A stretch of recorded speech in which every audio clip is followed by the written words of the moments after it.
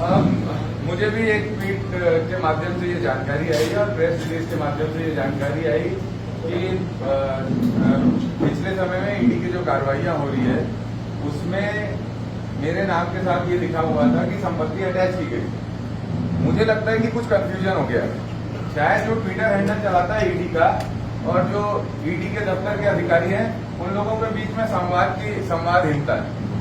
मेरे वकील ने आज जब वहां पर ईडी दफ्तर में बात की इस ट्वीट को देखने के बाद, तो ईडी के दफ्तर के एक वरिष्ठ अधिकारी टेलीफोनिक चर्चा में ये कहते हैं कि कोई भी अटैचमेंट अगर होता है तो वो प्रोविजन अंडर सेक्शन 5 के तहत होता है, जो ईडी का नियम है under section 5 of provision of money laundering act 2002। इसके तहत कोई भी अटैचमेंट होता है और इसके लिए पहले जिसके भी किसी भी तरह की संपत्ति को अटैच किया जाता है उसको नोटिस दिया जाता है। तो शायद ईडी का जो ट्विटर चला रहा है, जो प्रेस रिलीज पीआरओ है, उसके अधिकारियों से बात नहीं होती है। और टेलीफोनिक कंफर्मेशन में ये हमारे वकील को ईडी के अधिकारियों ने कहा है कि ऐसा कोई भी कार्रवाई नहीं की गई है। टेलीफोनिक चर्चा में हमें ये प्राथमिक जानकारी आई। हमने ट्विटर देखा, प्रेस रिलीज देखी, हमारे वकील ने बात की, हमारे व्यक्ति पहुंचे, वो बोले ऐसी कोई कार्रवाई नहीं की गई है और अगर ऐसी कोई कार्रवाई की जाती है तो under section 5 of prevention of money laundering act 2002 के तहत की जाती है।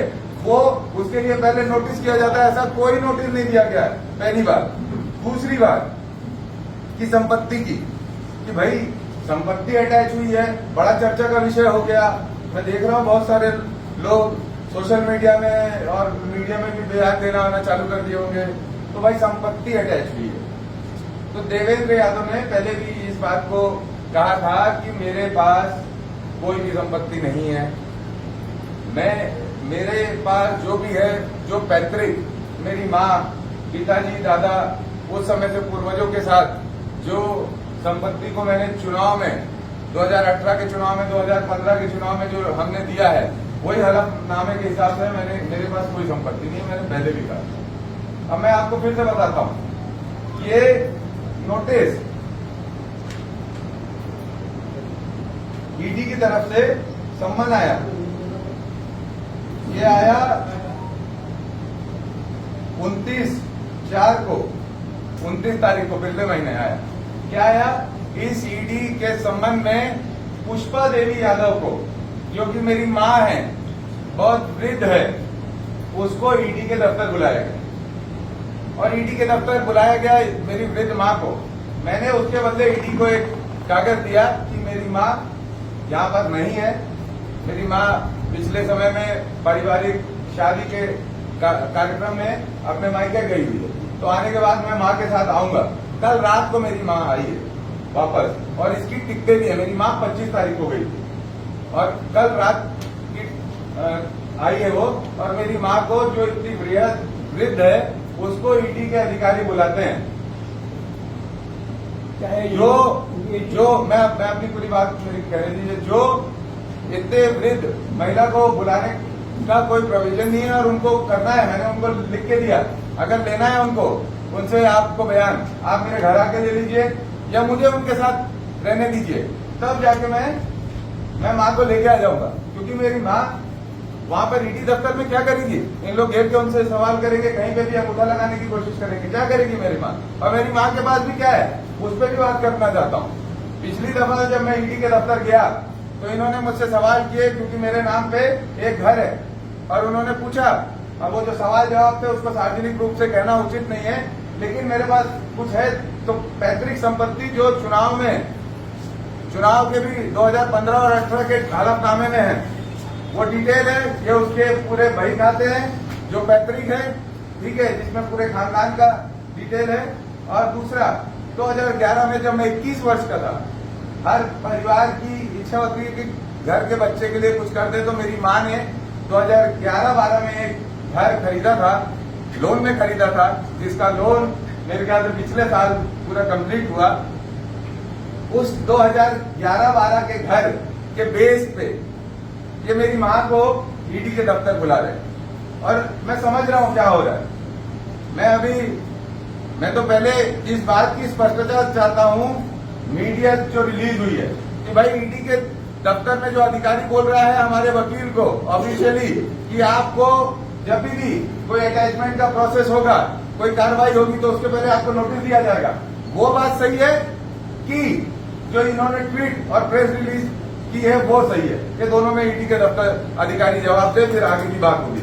और जहां तक मेरी संपत्ति और मेरी चीजों की बात है, मेरी माँ के नाम पे एक घर है, 2011-12 में मेरी माँ ने खरीदा था और वो भी इसके पूरे दस्तावेज है सार्वजनिक, मेरे हलफनामे में भी लिखे हुए, जब मैं चुनाव लड़ा था उसमें पैतृक है ये। और ये घर के लिए भी मेरी माँ को अगर ईडी अपने दफ्तर पे बुलाएगी तो मुझे लगता है कि देश और दुनिया देख रही है और पूरा छत्तीसगढ़ देख रहा है कि आज ईडी का क्या दुरुपयोग हो रहा है और किस तरीके से डराया जा रहा है लोगों को। मैं आज भी अपने स्टैंड पे कायम हूँ। जो जिस दिन 20 फरवरी को ईडी के लोग मेरे घर पे आए थे, मैंने बाहर निकल के बोला था, चुनौती दी थी कि आप हमारी गलती, हमारी कमी, हमने कुछ किया है तो उसको साबित करें, हम तैयार हैं, लेकिन ऐसे हम डरने वाले नहीं है। तो मैं आज भी उस स्टैंड पे जो ये मेरी माँ को बुला ले, मैं अपनी माँ के साथ जाऊंगा ईडी दफ्तर, इनके बयानों का जवाब दूंगा। हम माँ बेटे डरते नहीं है इससे, मैं और मेरी माँ दोनों जाएंगे, ठीक है, हम दोनों जाएंगे, इस पे बयान देंगे अपना, हम डरते नहीं है। सर माँ अकेली नहीं जाएगी, माँ के साथ आप जाएंगे? हाँ मैं जाऊंगा, मैं अपने वकील से मैंने लिख के भेजा, मैं अपनी माँ के साथ जाऊंगा और हम डरते नहीं है, हम सारे जवाब देंगे। और हम संविधान को मानने वाले हैं, हम अपने संविधान पे विश्वास करते हैं और जो भी कानून कहता है उसके हिसाब से जो हमें सहयोग करना है हम सहयोग करेंगे।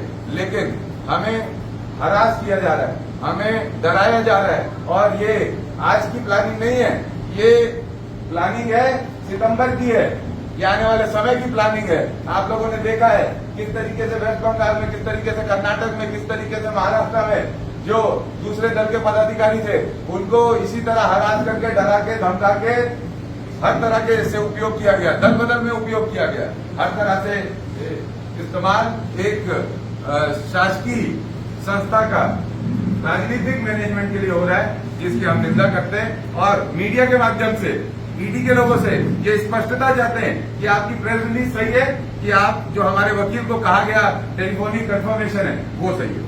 आपके पास जो रेड पड़ी थी, 4 फोटो में से कोई भी संपत्ति आपकी नहीं है, दोनों ने जारी की है, 4 फोटो भी जारी की है। नहीं, मेरे पास कुछ नहीं है, मैं तो तैयार उसको सार्वजनिक रूप से मैं तैयार हूँ कि मेरी संपत्ति का ब्यौरा सार्वजनिक किया जाए ईडी के द्वारा, और मेरे से जो सवाल किए जाते हैं वो भी सार्वजनिक किया जाए। और मेरे से आने वाले समय में मेरी माँ और मुझे जब जब बुलाएं उसकी वीडियो रिकॉर्डिंग भी सार्वजनिक किया जाए। और मेरे पास कुछ भी संपत्ति है तो उसको डिटेल्ड, पूरी डिटेल के साथ पब्लिक फोरम में लाया जाए, मेरे ये अपील है ईडी के अधिकारियों।